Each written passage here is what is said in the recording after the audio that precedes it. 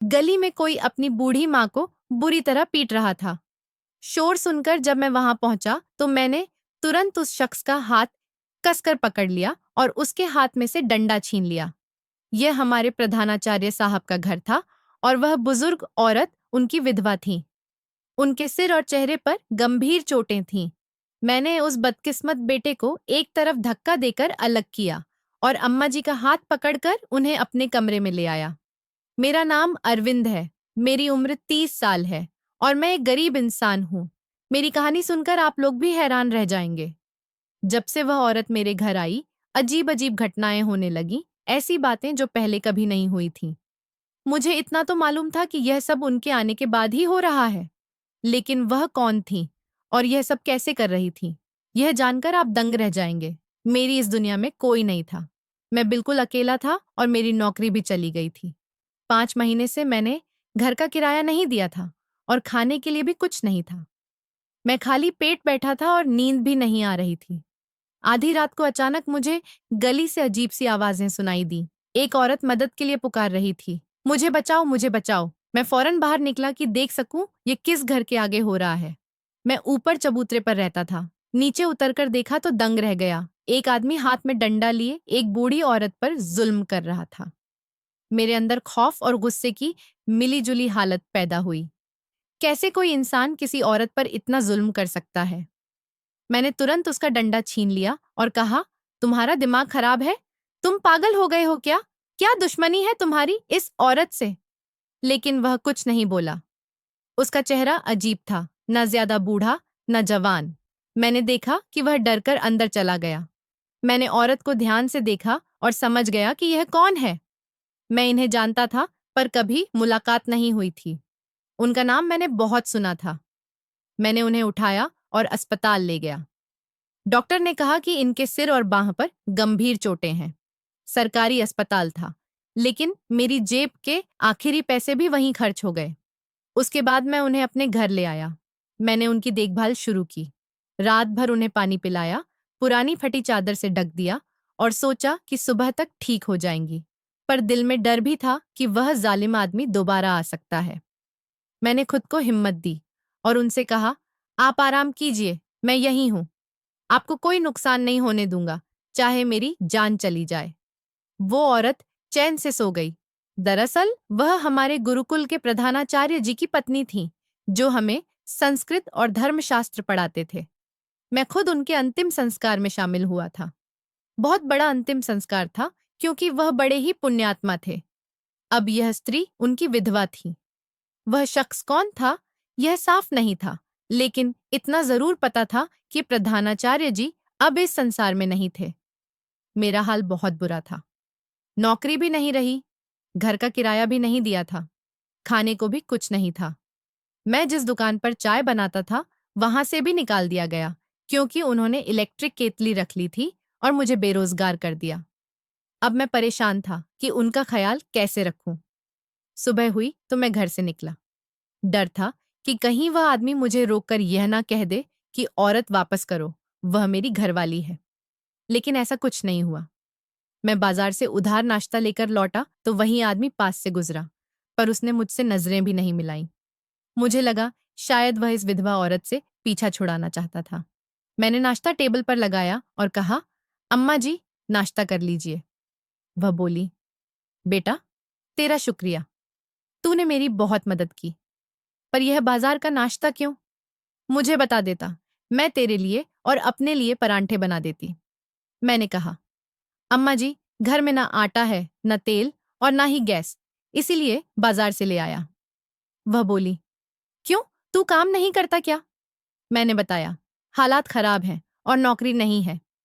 मैंने उनसे कहा, आप मेरे लिए प्रार्थना कीजिए, सब ठीक हो जाएगा। वह मान गई। मैंने कहा, आप आराम करें, दवाई समय पर खा लीजिए, मैं काम ढूंढने जा रहा हूं। उन्होंने कहा, लेकिन तूने तो कहा कि काम नहीं है। मैंने कहा, कोशिश तो करनी है, हो सकता है मिल जाए। और मैं निकल गया। जाते वक्त मकान मालिक मिला। उसने कहा, रात को दंगा फसाद क्यों किया? मोहल्ले में शोर मच गया। मैंने कहा, अगर किसी औरत के साथ ऐसा हो रहा हो और कोई उसकी मदद ना करे तो क्या वह इंसानियत है? मैंने सिर्फ उसकी मदद की है। अब वह औरत मेरी माँ जैसी है और मेरे घर में ही रहेगी। वह चुप हो गया। बोला, अच्छा, अगर औरत का मामला है तो कोई मसला नहीं। मैंने सोचा सचमुच जिंदगी बहुत मुश्किल हो गई है, हर तरफ गरीबी और परेशानी। लेकिन मेरे दिल में यह यकीन था कि भगवान ने मुझे उनकी मदद के लिए चुना है तो वह कोई रास्ता जरूर निकालेंगे। तभी रास्ते में एक आदमी मिला। उसने कहा, आज मेरा मजदूर नहीं आया, कुछ सामान दुकान में रखना है, अगर रख दोगे तो पैसे मिल जाएंगे। मैंने लोड देखा, उसमें डिब्बे पड़े थे। मैंने कहा, चलो, काम तो मिल गया। मैंने हामी भरी। करीब 2 घंटे में मेरा काम खत्म हो गया। मुझे लगा शायद 500 रुपये देगा, लेकिन उसने मुझे सीधे 1200 रुपये दे दिए। मैं बहुत खुश हुआ, अभी तो बाजार में आया था और मुझे काम भी मिल गया।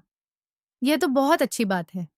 जब मैं वापस जाने लगा तो उस आदमी ने कहा कि अभी एक और गाड़ी आ रही है, क्या तुम उसका सामान भी उतार दोगे? मैंने हाँ कर दी।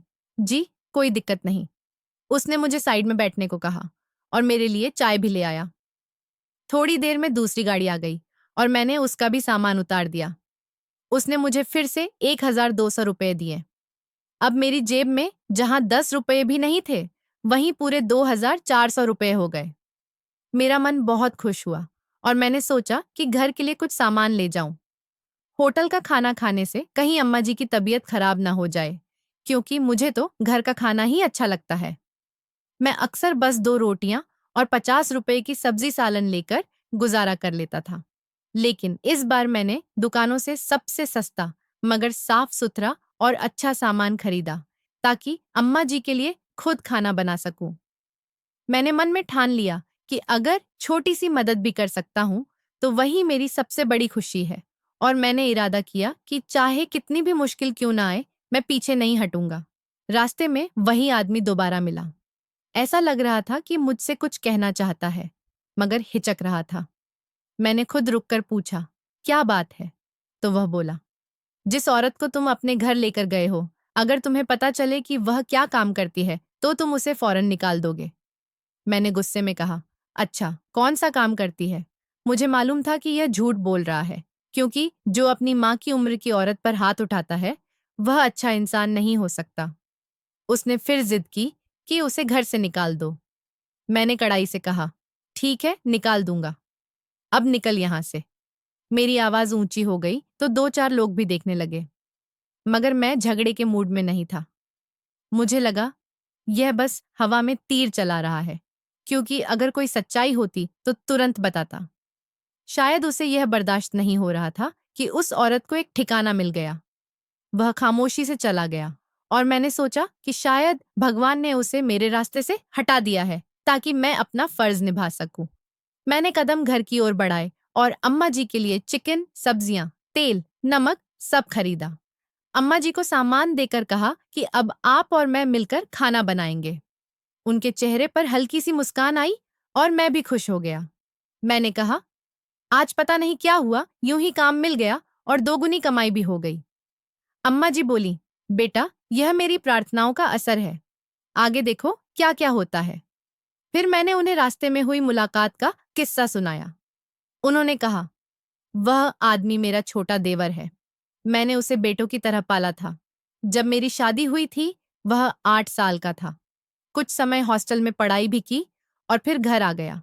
जब तुम्हारे प्रधानाचार्य साहब का देहांत हो गया तो इसने घर हड़पने की नीयत से मुझ पर जुल्म शुरू कर दिए। दवाइयां तक नहीं लाता था, खाना तक नहीं खाने देता था और मुझे घर से निकालने की कोशिश करने लगा। कहता था यह घर उसका है। मैं हैरान हुआ और कहा, तो आपको निकलना ही नहीं चाहिए था। अम्मा जी बोली, फिर मैं क्या करती बेटा, तूने ही देखा था मेरी हालत। मैंने कहा, हम केस करेंगे उस पर। मगर अम्मा जी बोली, नहीं बेटा, हम कुछ नहीं करेंगे, अब तो जो करेगा भगवान ही करेगा। उनकी बात सुनकर मैं चुप हो गया, मगर दिल में ठान लिया कि अब चाहे हालात कैसे भी हों, मैं अम्मा जी का साथ दूंगा और उनकी हिफाजत के लिए हर कोशिश करूंगा। अगले दिन मैं फिर उसी बाजार में गया तो वहीं दुकानदार मिला। उसने अपना नाम विकास बताया और मुझसे मेरा नाम पूछा। बोला, मेरा मजदूर बीमार हो गया है, अब तुम ही काम कर लिया करो। महीने के कितने पैसे लोगे? मैं हिचकिचाया तो उसने खुद कहा, 30,000 रुपये काफी रहेंगे। मैं चौंक गया, मगर फौरन हाँ कर दी।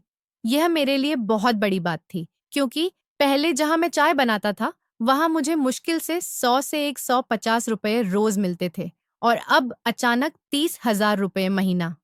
मैंने दिल से भगवान का शुक्र अदा किया और काम शुरू कर दिया।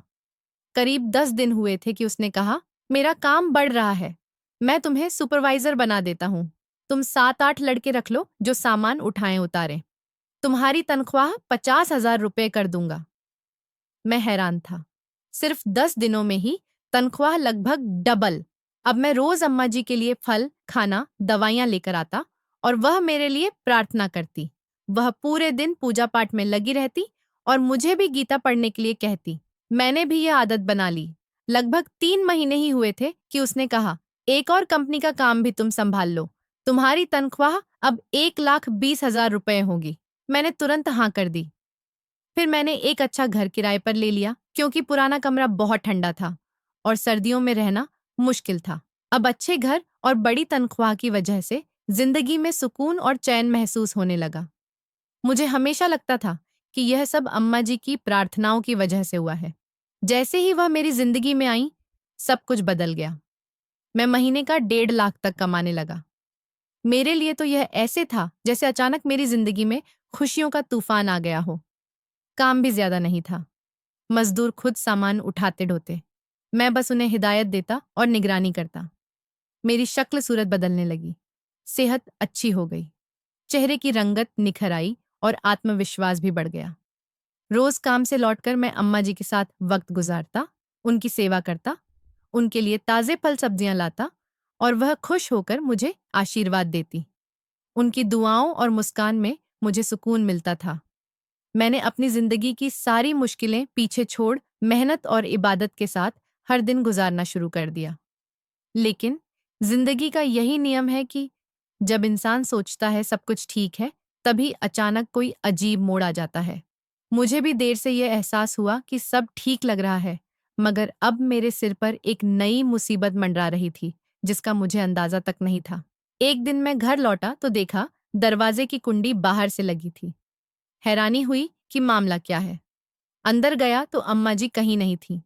पहले तो मैंने सोचा कि शायद बाथरूम में होंगी, लेकिन पूरा घर खामोश था। बाथरूम का दरवाजा भी खुला मिला, यानी वह घर पर नहीं थीं। मैंने उनके लिए एक छोटा मोबाइल रखा था, ताकि जरूरत पड़ने पर मुझे बुला सके। लेकिन फोन किया तो मोबाइल घर में ही पड़ा मिला। अब मैं और परेशान हो गया। पास वाली पड़ोसन से पूछा कि अम्मा जी को कहीं जाते देखा है, तो उसने कहा, नहीं। फिर जाते जाते उसने एक अजीब बात बताई, बोली, तुम्हारी अम्मा जी तो अक्सर कहीं चली जाती हैं। सुबह सुबह जब तुम घर से निकलते हो या कभी दोपहर में, वह भी निकल जाती है और तुम्हारे आने से 1-2 घंटे पहले लौट आती है। मैंने पूछा, क्या उन्होंने कभी बताया कहाँ जाती है? तो बोली, नहीं। मैंने पूछा था, पर उन्होंने बात टाल दी। जाती तो खाली हाथ थीं, लेकिन लौटते समय चादर में कुछ छुपा कर लाती थीं। 1-2 बार पूछा तो वह भागकर घर के अंदर चली गईं। मुझे ये औरत ज्यादा टोकने वाली लगी, इसलिए मैंने ज्यादा नहीं पूछा। सोचा, रोज जाती हैं तो लौट भी आती होंगी, आज भी लौट आएंगी। ऐसा सोचकर मैं शाम तक इंतजार करता रहा, पर वे लौटी ही नहीं। बेचैनी बढ़ गई तो पार्क, दुकान, बाजार सब जगह खोजा, लेकिन कोई पता नहीं चला। दिल डूबने लगा। बिना मोबाइल वाली बुजुर्ग औरत कहीं चली जाए तो तलाशना कितना मुश्किल हो जाता है। करीब 1 साल से भी ज्यादा समय से वह मेरे साथ थी और मेरे लिए तो माँ जैसी हो गई थी, इसलिए चिंता और भी बढ़ रही थी। तभी उनका देवर मिल गया। मेरी परेशानी देखकर बोला, क्या हुआ? मैंने कहा, अम्मा जी घर पर नहीं हैं। तुमने तो कुछ नहीं किया। वह हंसने लगा और बोला, अभी देख क्या क्या होता है। उसकी हंसी ने मुझे और परेशान कर दिया। मैंने आरोप लगाया तो बोला, अगर मैं उठाता तो घर से ही क्यों निकालता। उसकी बात सुनकर भी मन नहीं माना। फिर भी घर घर, गली गली तलाश करता रहा। दिल धड़क रहा था, सांसें तेज हो गईं। हर आवाज पर कान लगाता, हर किसी से पूछता, लेकिन कोई मदद ना कर सका। बेचैनी बढ़ती गई। आखिर पुलिस थाने गया तो उन्होंने कहा, कुछ घंटे बीतने दीजिए, उसके बाद रिपोर्ट लिख लेंगे। यह सुनकर और हैरानी हुई। मन में तरह तरह के ख्याल आने लगे, कहीं चोर तो नहीं आ गए। कोई उठा तो नहीं ले गया, कहीं रास्ता भटक तो नहीं गई, या बेहोश होकर गिर गई होंगी। इन ख्यालों से मन और भारी हो गया। फिर मैं पास के मंदिर जाकर बैठ गया और दिल से भगवान से प्रार्थना करने लगा कि अम्मा जी सुरक्षित हों। आंखें बंद कर बार बार यही सोचता रहा कि उनकी प्रार्थनाएं और भगवान की कृपा उन्हें हर मुसीबत से बचाएगी। मैंने अपनी सांसें गहरी की और दिल को थोड़ा सुकून देने की कोशिश की। हाथ उठाकर दिल की गहराई से प्रार्थना की कि भगवान उन्हें जहां भी हों सुरक्षित रखें और मेरी मदद करें। रात के अंधेरे में चारों तरफ नजरें दौड़ाई और मन ही मन सोचा कि भगवान की सुरक्षा और आशीर्वाद के सहारे ही हम सब मुश्किलों से पार पा सकते हैं। सीने पर हाथ रखकर मैंने बार बार सोचा कि आज की रात मेरे लिए सबसे लंबी और चिंता से भरी रात है, लेकिन भगवान पर भरोसे से उम्मीद कभी खत्म नहीं होती। मंदिर के आसपास बैठकर मैंने हर गुजरते पल को महसूस किया और दिल में यकीन किया कि भगवान जो करता है वही सबसे अच्छा होता है। मैंने आंखें बंद करके मदद मांगी और उम्मीद की कि अम्मा जी जहां भी होंगी सुरक्षित होंगी और मेरा इंतजार कर रही होंगी। कुछ देर वहीं बैठा रहा और सोचा कि भगवान की शक्ति बड़ी है और वही हर परेशानी दूर करने वाला है। तभी देखा कि कुछ औरतें एक जगह झुंड बनाकर खड़ी थीं। मुझे लगा शायद वहां खाना मिल रहा है, क्योंकि मुझे तो अम्मा जी के हाथ के खाने की आदत थी और सुबह के नाश्ते के बाद से मैंने कुछ नहीं खाया था। सोचा थोड़ा ले लूं ताकि हिम्मत बनी रहे और फिर उन्हें तलाश करूं। लेकिन जैसे ही उस तरफ गया तो कदमों के नीचे से जमीन खिसक गई। वहां खाना नहीं बट रहा था, बल्कि एक औरत बैठी थी जिनसे मिलने, पैर छूने और आशीर्वाद लेने के लिए औरतें बेचैन खड़ी थीं। कहा जा रहा था कि यह स्त्री बहुत समय बाद इस मंदिर पर आई है। जब मैंने उन्हें देखा तो मैं दंग रह गया। वह कोई और नहीं बल्कि मेरी अपनी अम्मा जी थी, जो वहां लोगों के लिए प्रार्थना कर रही थी। मेरे होश उड़ गए।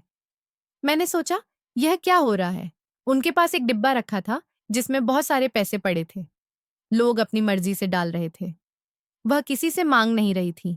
उन्होंने भी मुझे देख लिया और इशारे से बुलाया। मेरा दिल सुकून पा गया कि वह बिल्कुल ठीक है और मुझे मिल गई। बाद में काम खत्म करके वह मेरे पास आई और बोली, चलो घर चलते हैं। उन्होंने पैसों का डिब्बा एक तरफ रखा।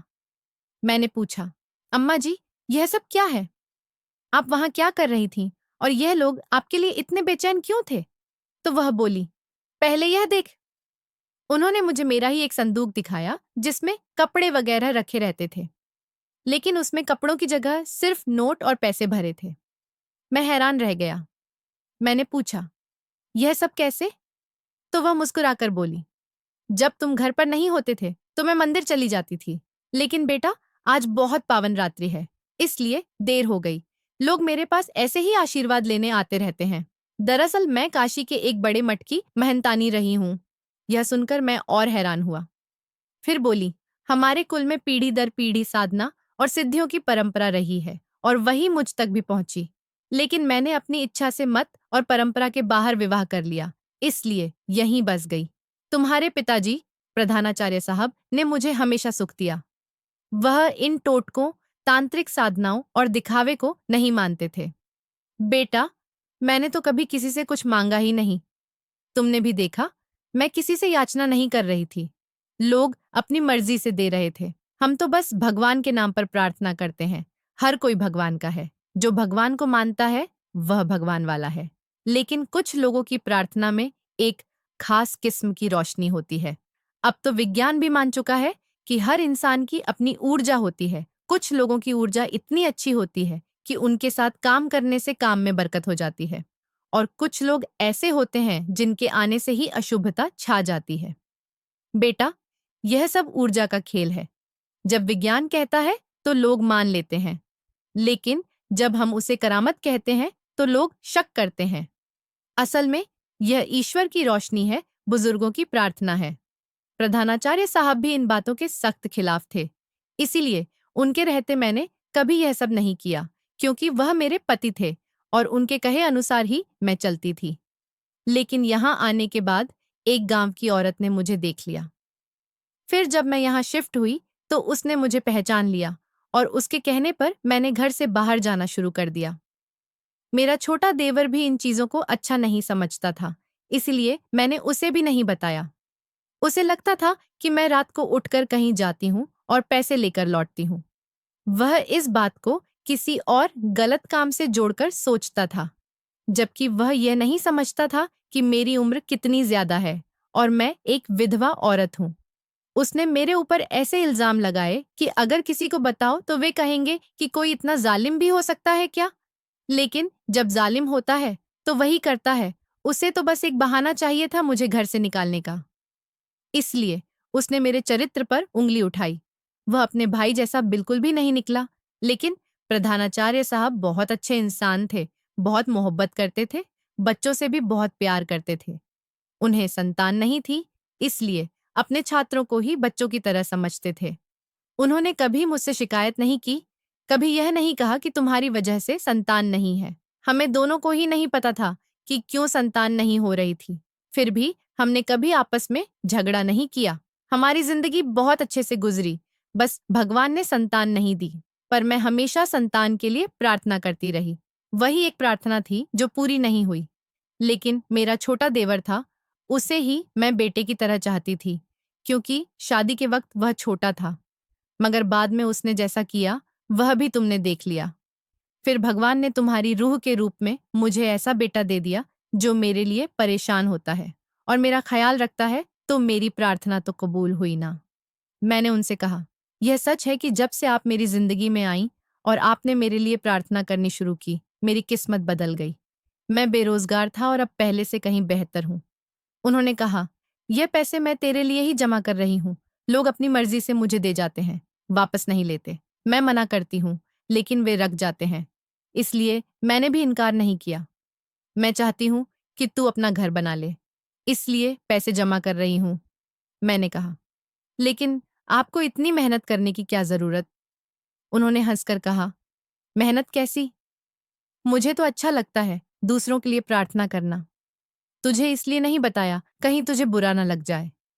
मैंने कहा, आप जब चाहे जा सकती हैं, लेकिन जिस दिन मेरा काम नहीं होगा मैं आपके साथ चलूंगा। आपका यूं अकेले जाना और पैसों का डिब्बा उठाकर लौटना ठीक नहीं है। वापसी पर आप मुझे फोन कीजिएगा, मैं लेने आ जाऊंगा। उन्होंने हामी भर दी और मुस्कुराकर हाथ हिलाया। मैंने सोचा, वाकई भगवान ने मुझे ऐसा वक्त दिया है कि मैं अपनी अम्मा जी के साथ रहकर उनकी सेवा कर सकूं और उनकी प्रार्थनाओं के सहारे जिंदगी के हर कदम पर सुकून पा सकूं। फिर वही छोटा देवर, जिसने अम्मा जी का घर हड़प लिया था, एक दिन अचानक आया और उनके कदमों में गिरकर बोला, मुझे माफ कर दीजिए, अपना घर वापस ले लीजिए। मैं दूसरे शहर जा रहा हूँ, बस मुझे माफ कर दीजिए। अम्मा जी ने तुरंत उसे माफ कर दिया। मैंने सोचा शायद उससे अक्ल आ गई है या फिर अम्मा जी की बद्दुआ लग गई। उसने घर की चाबी हमें सौंप दी और चला गया। बाद में पता चला कि वह बहुत बड़ा ठग था। उसने लोगों से इतने बड़े बड़े धोखे किए थे कि अब यहाँ रह नहीं सकता था।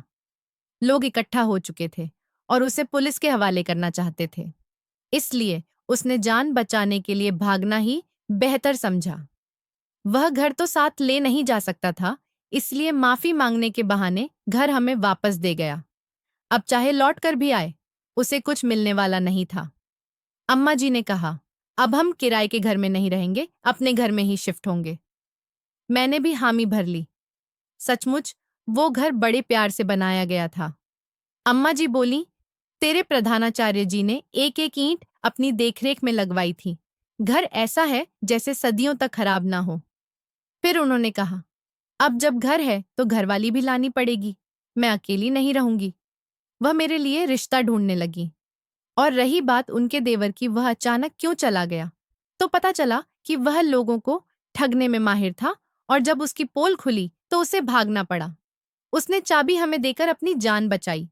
इधर मेरा कारोबार और संभलता गया। मैंने उसका काम सीखकर अपनी अलग एजेंसी बना ली, लोडिंग अनलोडिंग और गोदाम का काम, बड़े बड़े माल की ढुलाई। मुझे खुद हैरानी होती थी कि मेरी जिंदगी कितनी बदल गई। अम्मा जी में वाकई कोई करिश्मा था। करिश्मा ना भी कहें तो क्या यह कम है कि वह एक माँ थी। जब माँ पूरे सच्चे दिल से अपने बेटे के लिए प्रार्थना करती है तो उसकी जिंदगी बदल जाती है। उन्होंने मुझे अपना बेटा समझा, मेरी हर तकलीफ को अपनी तकलीफ माना और मेरी हर खुशी को अपनी खुशी बना लिया। पीछे मुड़कर देखता हूँ तो लगता है कि अगर अम्मा जी मेरी जिंदगी में ना आई होती तो शायद मैं कभी संभल ही नहीं पाता। मैं तो बेमकसद और बिखरा हुआ इंसान था, जिसके पास ना घर था, ना इज्जत, ना कोई पहचान। लेकिन उनके आने से मेरी पूरी दुनिया बदल गई। वह हमेशा मुझे समझाती थी कि रोजी रोटी की कदर करना और लोगों के साथ भलाई करना, क्योंकि भगवान की रहमत हमेशा उन्हीं पर होती है जो दूसरों के लिए आसानी पैदा करते हैं। मेरा कारोबार दिन दोगुना रात चौगुना बढ़ता गया। मैंने एजेंसी के साथ साथ अपने रिश्ते नाते भी मजबूत कर लिए। लोग मुझ पर भरोसा करने लगे और मेरा नाम अच्छे कारोबारियों में गिना जाने लगा। अम्मा जी जब भी मुझे आशीर्वाद देती तो लगता जैसे उनके शब्द मेरे लिए रोशनी का चिराग बन जाते हैं और मेरी राहें आसान हो जाती हैं। वह खुद कभी दुनियावी चीजों की ख्वाहिश नहीं करती थीं। उनकी सबसे बड़ी खुशी यह थी कि मैं कामयाब हो जाऊं और खुशहाल जिंदगी जीऊं। घर में सुकून था, कारोबार में बरकत थी और दिल में इत्मीनान। मैं अक्सर सोचता था कि करिश्मा क्या किसी अदृश्य ताकत से होता है या फिर माँ का आशीर्वाद ही सबसे बड़ा करिश्मा है, क्योंकि मैंने अपनी आंखों से देखा था कि उनकी प्रार्थनाओं ने मुझे कहाँ से कहाँ पहुंचा दिया। जल्द ही अम्मा जी ने मेरे लिए रिश्ता तलाश कर लिया और सारे इंतजाम खुद ही देखने लगी। जल्दी ही मेरी शादी होने वाली थी। मेरे दिल में यह खुशी थी कि भगवान ने मुझे माँ जैसी हमदर्द और नेक दिल इंसान दिया, जिसने मेरी जिंदगी की हर मुश्किल आसान कर दी। अब मेरे पास अपना घर भी था और अपना कारोबार भी। मैं दिल से भगवान का धन्यवाद करता हूँ और यही प्रार्थना करता हूँ कि मेरी अम्मा जी हमेशा सलामत रहें और हर बेटे को ऐसी ही प्रार्थना करने वाली माँ नसीब हो। माँ की महानता दुनिया की सबसे बड़ी सच्चाई है। माँ वह हस्ती है जो अपने बच्चे के लिए अपनी जान तक कुर्बान कर देती है, अपना आराम, खुशी और चैन छोड़ देती है, मगर अपने बच्चे को कभी दुख नहीं देती। माँ का दिल दुनिया का सबसे बड़ा और सबसे नरम दिल है, जिसमें सिर्फ मोहब्बत, कुर्बानी और निस्वार्थ भाव होता है। माँ का दर्जा इतना ऊंचा है कि शास्त्रों में भी माँ की सेवा को ईश्वर की उपासना के बराबर माना गया है। माँ की गोद बच्चे की पहली पाठशाला होती है, जहाँ वह जिंदगी के मूल सिद्धांत सीखता है। माँ की प्रार्थनाएं वह खजाना है जो हर मुश्किल को आसान कर देती हैं। जब बच्चा बीमार होता है तो माँ रात भर जागती है। जब बच्चा भूखा होता है तो माँ अपना खाना तक कुर्बान कर देती है, लेकिन अपने बच्चे को भूखा नहीं सोने देती। माँ की मोहब्बत सबसे सच्ची और सबसे पवित्र होती है। इसमें कोई शक नहीं कि दुनिया की हर मोहब्बत वक्त और हालात के साथ बदल जाती है, लेकिन माँ की मोहब्बत कभी नहीं बदलती। माँ की महानता इसी से प्रकट होती है कि हिंदू धर्म ग्रंथों में माता पिता की सेवा को परम धर्म कहा गया है। मनुस्मृति और महाभारत में वर्णन मिलता है कि माता को देवताओं से भी ऊपर माना गया है। कहा गया है मातृ देवो भव, पितृ देवो भव, अर्थात माँ पिता को देवता के समान मानो। माँ के चरणों में ही सच्चा स्वर्ग है। इससे बढ़कर और क्या सम्मान हो सकता है कि जन्नत जैसी बड़ी नेमत भी माँ की सेवा से जुड़ी है। माँ की इज्जत करना और उसके साथ प्रेम से व्यवहार करना हमारी इस दुनिया और परलोक दोनों की सफलता का कारण है। संक्षेप में कहें तो माँ दुनिया की सबसे कीमती हस्ती है, जो औलाद के लिए दया और करुणा की छांव है। माँ की कुर्बानियाँ और आशीर्वाद ही इंसान की सफलता की नींव रखते हैं। इसलिए हर इंसान को चाहिए कि वह अपने माता पिता की सेवा करे, उनका सम्मान करे और उनसे आशीर्वाद ले, क्योंकि माता पिता का आशीर्वाद ही असली पूंजी है और यही आशीर्वाद इंसान को जीवन और परलोक दोनों में सफल बना देता है। तो दोस्तों, यह थी आज की कहानी। इस कहानी के बारे में आपकी क्या राय है, ये कमेंट बॉक्स में जरूर बताइए। अगर आपको कहानी पसंद आई हो तो वीडियो को लाइक करें और चैनल को सब्सक्राइब करें और बेल आइकन पर क्लिक करके इसे ऑल पर सेट करें ताकि आपको नए वीडियो की सूचना तुरंत मिल जाए। धन्यवाद।